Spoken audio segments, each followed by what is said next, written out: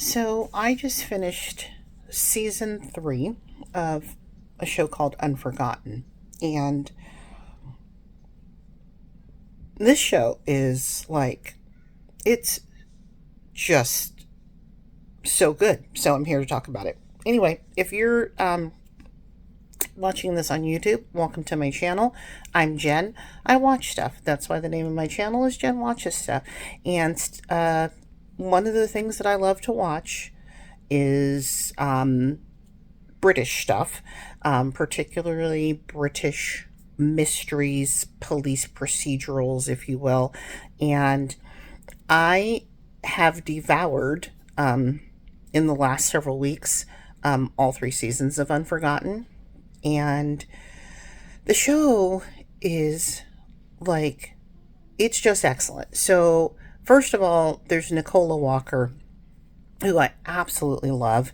I also recently finished the first season of Annika, which is another police procedural that she is the star of, and very much looking forward to the second season of that. And Unforgotten has Nicola Walker and Sanjeev Bhaskar. I hope I'm saying his name right. I hope I'm remembering that correctly. And they're partners. And the deal is, each season is 6 episodes. And then the first episode, basically, somehow there are skeletal remains that are unearthed. And which means that, this is someone who has been dead for years. Like in the first season, I think they were trying to investigate a murder that had happened like 30 years prior, nearly, or something like that. So Nicola Walker, Cassie, DCI Cassie Stewart, heads up a team that, that deals with these historical cases. And so the first episode, I think usually by the end of the first episode, they've maybe figured out who the person is. And then with each episode, they're gaining more information about where that person was and what happened to that person. And at the same time, we wind up meeting a bunch of people, and we don't really know at first how they're involved with any of it. So, but the way that it's done, it's they really flesh out all of these. You figure out that they're going to all be possible suspects, and that's why we're meeting them, basically. But they're kind of showing what their lives are right now. And it's just, and then by the 6th episode, we've, or the end of the 5th or so, basically figured out who it is, and who the suspect is, and what happens and all of that. But, oh, God, it's just so good. Yes, it's really, at times, so sad. It's so tragic because, the victims, you're dealing with the victims and these families who haven't known for 20 or 30 years what happened to their loved one, or in the case of their 3rd season, what happened to their 15-year-old kid who disappeared. And it's, one of the other things that I love to watch is Hallmark, and this is obviously the antithesis of Hallmark, because it's so tragic, and it's so sad, and it's so what's the word I'm looking for, but it's just so good. It's just so well done, and it's so engaging and engrossing, and the pacing and the everything is just perfect, and it just makes you just want to keep going and going and going and keep on watching. So I can't recommend it enough. And I don't know what else to tell you because I don't want to spoil it. The supporting cast, that they have, there's your supporting team, the people that work there that we see each season. But then, of course, each season has a new set of guest stars and stuff. And I'm wondering if this 3rd season is maybe been my favorite, because the supporting actors, like one of them was James Fleet, who I know from I love from Vicar of Dibley and Four Weddings and a Funeral. So it was fun to see him. And there's just so much. There's so much that's going on, um, in addition to the murder that we get invested in and stuff. So it's just really so well done. And if you're remotely interested in mysteries, police procedurals, um, even if you don't think you're into British stuff, I can't recommend this enough. And then as far as where to watch this, now I think, you know what? I'm not sure where I'm watching it. I'm having that issue again because I have so many things. Um, I'm not sure if I am watching this on BritBox, Acorn, or PBS Masterpiece, but and those are all channels that I have through Prime where I'm like, yes, I'm going to pay you an extra $5 or $6 a month so that I have all this British content. And I used to do this thing where I'm either going to have one or the other, like BritBox or Acorn, and then I need to go and look and see what it is that I'm currently binging and then just pick that channel because that's silly, because I could be saving money. But I'll figure out where I'm watching this and then I'll let you know. But I'm pretty sure it's PBS Masterpiece because it starts out and it says PBS Mystery. But it doesn't mean it's not available somewhere else. But if you have regular cable, it might be on demand or something like that, but I know that I'm watching it through some kind of Prime channel, Amazon Prime channel. Don't like to give Jeff Bezos more money, guys, but here I am. Anyway, thanks for listening, and yeah, you know what? And I'll come back and talk about Annika another time, maybe after I finish the second season of that, because I think there are only 2 seasons. So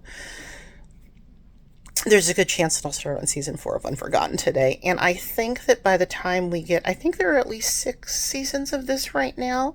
But, and I can tell that Nicola Walker's in the 4th season, but I do know that we get a new person with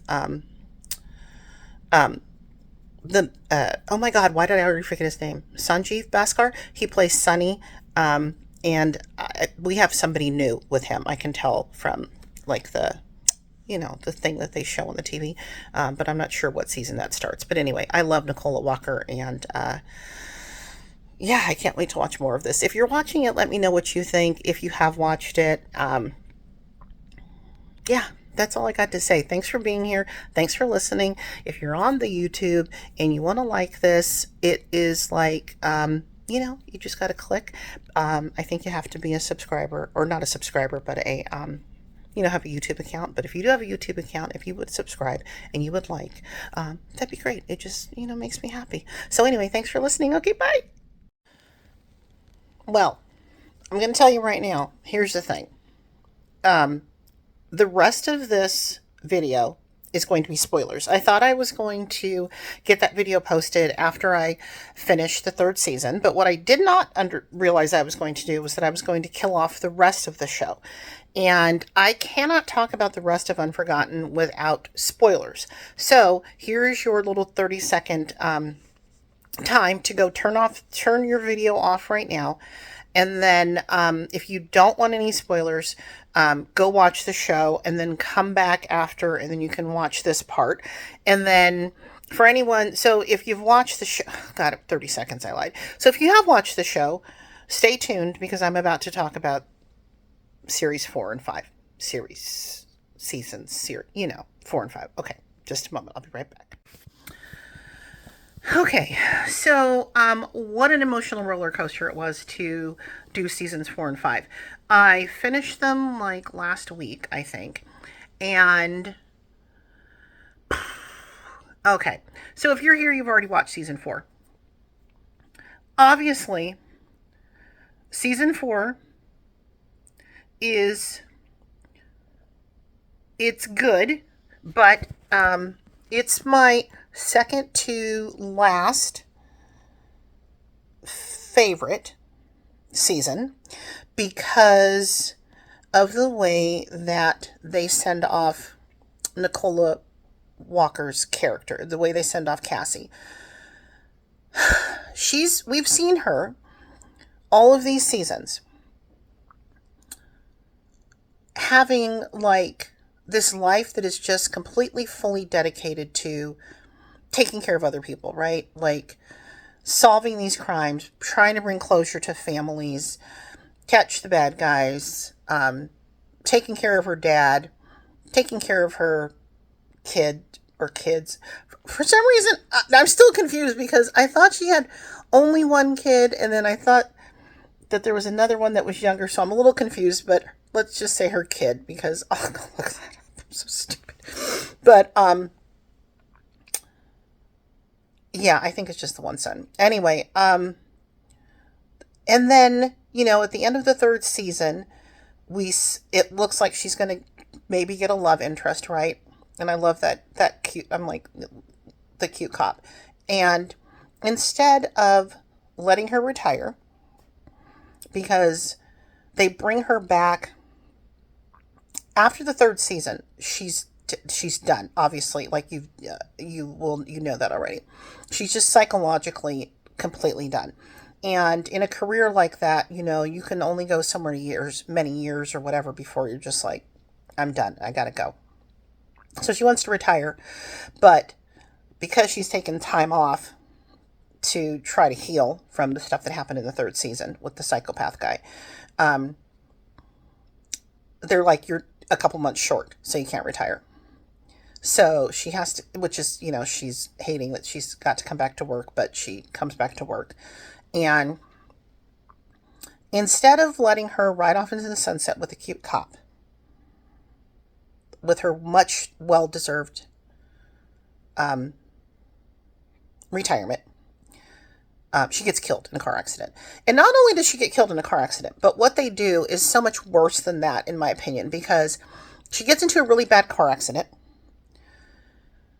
They take her into surgery. They act like there's a chance that she's going to survive. Like anybody watching this show would be like, obviously she's going to survive because she's the main character. Because obviously if you're watching this in real time, you don't know that there's going to be a season 5, but it doesn't have her on it. And so I went into this season actually knowing the whole time that she was going to die at the end of the season, because I accidentally spoiled it for myself because I go to my TV to bring it up and it goes automatically to season 5. And so the blurb says, in the wake of her tragic death or something like that. And I'm like, what in the wide world of fuck? Okay. So I'm already like anxious going in because I didn't know what was going to happen, except that I knew she was going to die. And maybe actually I did look up no, I don't think I did because I didn't want to get a spoiler for the season. So I just know she's going to die, but I don't know like exactly what's going to happen. So that had me completely and utterly gutted, as they would say in England, gutted. I was gutted. It was like, I did not realize how much I had come. I knew that I loved this character, but I came to love her so much and was so invested in her and wanted her again to like ride off in the sunset with this cute cop. She's got this dad who's got the Alzheimer's or the dementia going on, and the stepmother who's seems like a bit of a wicked, or going to be your stepmother, wicked stepmother a little bit. And it's just like, you just want her and this guy to have their nice happy ending, and then they don't give it to her. And I haven't gone to do any research as to why they did it this way. I mean, on the one hand, I get that it gives you, it's very dramatic, and we take it with us into the next season, because Sunny dealing with her passing informs a lot of how he reacts to his life and things that are going on in his life and stuff, and it affects his relationship. So it does give it an element of drama that it wouldn't have had, but I still think the show would have been good if we had just been like it's almost like, to me, this show would have been better had they let this happen to her. Not just because I want a happy ending for people, but because I think the her passing brings a heaviness to the next season that gets in the way of the mystery, because I did not get nearly as invested in the mystery of season 5 as I had been in any of the other mysteries. And I don't know if it's because I'm mourning Cassie and I'm still mad that they killed her off, or if it's because I don't like this new person, the new DCI, and her first name's Jess, and I can't remember her last name. But I literally, in my opinion, they make her very unlikable. And granted, there's stuff that she's going through, which you know, and which adds to that. But at the same time, I found that I did not like her until like mid to the end of episode 4, which, when you only have 6 episodes in a season, that's a lot. So I feel like killing off Cassie made it harder to like her, if that makes any sense. Because like Sonny did not have like any slack to cut this lady, because of the fact that he had lost Cassie in such a tragic way.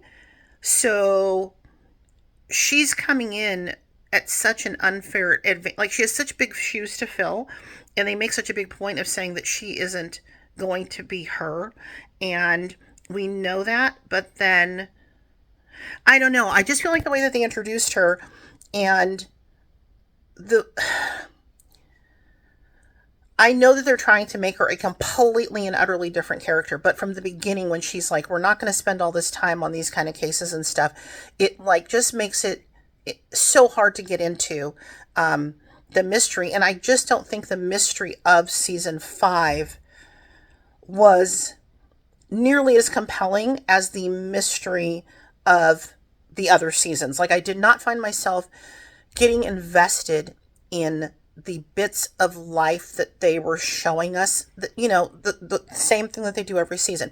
You meet these people, you don't know how they're going to be connected, you don't know how they're going to be connected to the crime, but you still wind up getting invested in their stories. Their stories are still interesting in themselves, and I didn't feel that this season. So I was disappointed. And so by far my least favorite season. I still liked it. I still watched it. I was still in it. I still wanted to know what was going to happen, but definitely my least favorite season of the series. So I'm really curious to see if, now that she and Sonny have a better relationship by the end, and we will have had this time to, he will have had this time to heal and deal with Cassie's death, if season 6 will be able to turn it around and pull me back in the way that the other seasons pulled me back in. That's what I'm hoping. I have no regrets. I think it's still an amazing series, and, more interesting than so much other stuff that's out there. And I wouldn't not recommend it based on season 5 and based on my personal feelings about this. But obviously, if you are still here after all this time, you have watched this show and you have opinions, and I would love for you to share them. If you are watching this on YouTube, which you will be because it's too long for me to post anywhere else, I would love it if you would comment. Give me some comments if you like this, you like me rambling on about shit like this. If you would give me a like, if you want to subscribe. I'm going to be talking about other stuff. I'll be talking about Annika at some point. Thank goodness she lives on in Annika, Nicola Walker. And yeah, I do plan to talk about Lewis soon, because the kid and I are watching that and we're obsessed. And yeah, and if you're one of my Hallmark people and you watch this, bless, maybe I'll turn you on to some British mysteries. I will be getting back to Hallmark. I actually just watched a Hallmark movie last night that I will be getting a review up for, hopefully this week. But anyway, if you're still here after all this time, damn, thank you so much. And I'll be back. And thank you. Okay, bye.